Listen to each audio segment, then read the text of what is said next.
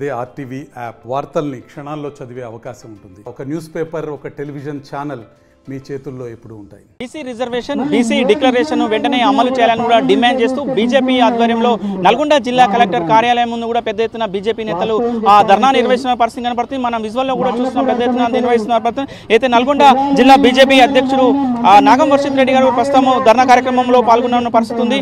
ఆ వివరాలు కూడా తెలుసుకునే ప్రయత్నం మీద, ఎందుకు ఈ రోజు వీళ్ళు ధర్నా చేయవలసిన పరిస్థితి వచ్చిందో అంశాలు తెలుసుకునే ప్రయత్నం చేద్దాం. సార్ చెప్పండి, ఏంటి ఈరోజు బీసీ డిక్లరేషన్, బీసీ గణన మీద కూడా ధర్నా నిర్వహిస్తున్నారు, ఏంటి ఉద్దేశం? కాంగ్రెస్ పార్టీ మొన్న ప్రవేశపెట్టిన బడ్జెట్లో 2.96 lakhs crore బడ్జెట్లో బీసీలకి కేవలం 9,200 కోట్లు మాత్రమే కేటాయించి, మరి కామారెడ్డి డిక్లరేషన్లో ఏ రకంగా బీసీలకి 20,000 కోట్ల నిధిని మేము పెడతాము, మరి మేము అధికారంలోకి రాగానే 100 రోజుల్లో మరి గొర్రెల పంపిణీ కార్యక్రమం చేస్తాము, మరి ముదిరాజులకి చేపల పంపిణీ కార్యక్రమం కావచ్చు, విద్యార్థులకి బీసీ విద్యార్థులకి మరి ఫీజు రియంబర్స్మెంట్ కార్యక్రమం చేస్తామని చెప్పి ఎన్నో హామీలు ఇచ్చినటువంటి పార్టీ కాంగ్రెస్ పార్టీ. మరి ఇవన్నీ కూడా మోసపూరిత హామీలు. మరి ఓబీసీలని బీసీలని కేవలం ఓటు బ్యాంకుకి తప్ప మీరు రాజ్యాధికారం వైపు కానీ, మరి మీరు ఇచ్చినటువంటి బడ్జెట్లో కానీ మీరు ఓబీసీల పక్షాన లేరు, మీరు బీసీల పక్షాన మీకు చిత్తశుద్ధి లేదు అని చెప్పి ఈరోజు మా రాష్ట్ర పార్టీ ఇచ్చిన పిలుపు మేరకు నల్గొండ జిల్లాలోని కలెక్టరేట్ వద్ద ఈరోజు ధర్నా కార్యక్రమం భారతీయ జనతా పార్టీ ఓబీసీ మోర్చా అధ్యక్షతని కార్యక్రమం జరుగుతూ ఉన్నది. మరో పక్కన భారతీయ జనతా పార్టీ దేశ ప్రధాని నరేంద్ర మోదీ గారు మరి 3వసారి ప్రధానమంత్రి అయ్యి మరొక ఓబీసీని ప్రధానమంత్రి చేసినటువంటి పార్టీ ఈరోజు భారతీయ జనతా పార్టీ. మరి బీసీలని రాజ్యాధికారం వైపు నడుపుతూ మరి ఓబీసీలని 27 మందిని వారిని క్యాబినెట్లో తీసుకున్నటువంటి మరి దేశ ప్రధానమంత్రి ఓబీసీ అయితే, అలాంటి అవకాశాన్ని కల్పించినటువంటి పార్టీ భారతీయ జనతా పార్టీ. మరి దళితులను ముఖ్యమంత్రి చేస్తా అని చెప్పి ఆ రోజు టీఆర్ఎస్ పార్టీ ఏ రకంగా మోసం చేసిందో, వారి వారసులైనటువంటి కాంగ్రెస్ పార్టీ బొమ్మ బొరుసు వాణి వీణని ఏ రకంగా విడదీయలేరో అదే రకంగా కూడా ఈ రెండు పార్టీల వైఖరిని మనము ఒకే విధంగా ఉన్నది. వాళ్ళది విడదీయని అనుబంధము. ఓబీసీలని ఈరోజు ఏ రకంగా మరి కులగణన చేసి వారికి 42% రిజర్వేషన్ కల్పిస్తామని చెప్పినారు. మరి అది కూడా ఒక ప్లాన్ ప్రకారంగా కూడా మరి బీసీలకి రాజ్యాధికారం కల్పించొద్దు అని చెప్పి కూడా మరి ఈ సమయం అంతా కూడా వృధా చేసి ఎలక్షన్లు పెట్టకుండా మరి పాత రిజర్వేషన్ల ప్రకారంగానే మరి స్థానిక ఎలక్షన్లు కూడా మరి జరగబోతా ఉన్నాయని ఈరోజు చెప్పుకోవడము. మరి ఈ రాష్ట్ర ముఖ్యమంత్రి సిగ్గుపడాలి.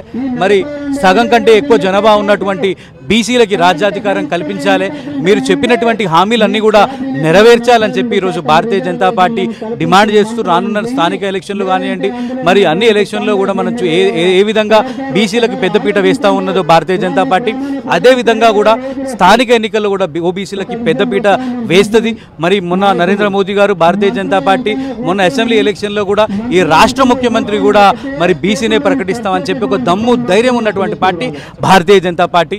మొన్న ఏదైతే ఎన్నికల్లో కూడా కాంగ్రెస్ ప్రభుత్వం కూడా బీసీ కులగణన చేస్తాం, బీసీ డిక్లరేషన్ కూడా చేస్తామని కూడా ఎన్నికల్లో పోయిన పరిస్థితి ఉంది. ఇవాళ ఎన్నికల్లో పోయిన తర్వాత కూడా ఈ రోజు ఎందుకు ఈ బీసీల పట్ల చిన్న చూపు చూస్తుంది అనుకోవచ్చు సార్? ఏ రోజు కూడా మరి ఆ రోజు బ్రిటిష్ వాళ్ళు దేశాన్ని పరిపాలించారు, తర్వాత విదేశీయులైనటువంటి కాంగ్రెస్ వాళ్ళు ఈ దేశాన్ని పరిపాలించారు. వాళ్ళ ఆలోచన ఎప్పుడూ కూడా మరి బడుగు బలిహీన వర్గాల పక్షాన ఎప్పుడు కూడా వాళ్ళు ఆలోచించినటువంటి పార్టీ కాదు. వాళ్ళ నైజాం అదే.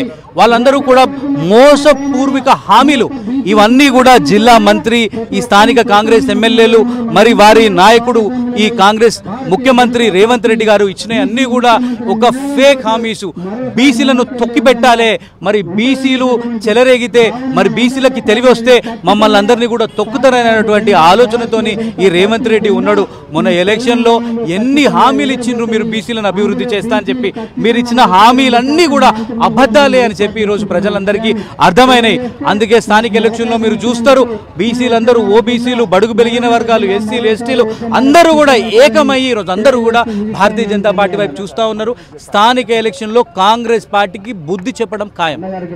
రైట్. మొత్తంగా ఏదైతే బీసీ డిక్లరేషన్ కానీ బీసీ రిజర్వేషన్ల ప్రక్రియ కూడా చేయాలని కూడా వీరు పెద్ద ఎత్తున కూడా కలెక్టరేట్ ముందు కూడా ధర్నా చేస్తున్న పరిస్థితి కనపడుతుంది. మనం నిర్వహిస్తున్న పరిస్థితి ఉంది. దీంతో మాట్లాడించేందుకు చాలా మంది కూడా ధర్నాలో కూర్చున్న వారు వారితో కూడా మాట్లాడించే ప్రయత్నం చేద్దాం. సార్ చెప్పండి, ఈరోజు ధర్నా కర్మనిస్తారు ఏదైతే బీసీ డిక్లరేషన్ కూడా ప్రభుత్వం ఎందుకు చేయలేకపోతుంది అనుకోవచ్చు?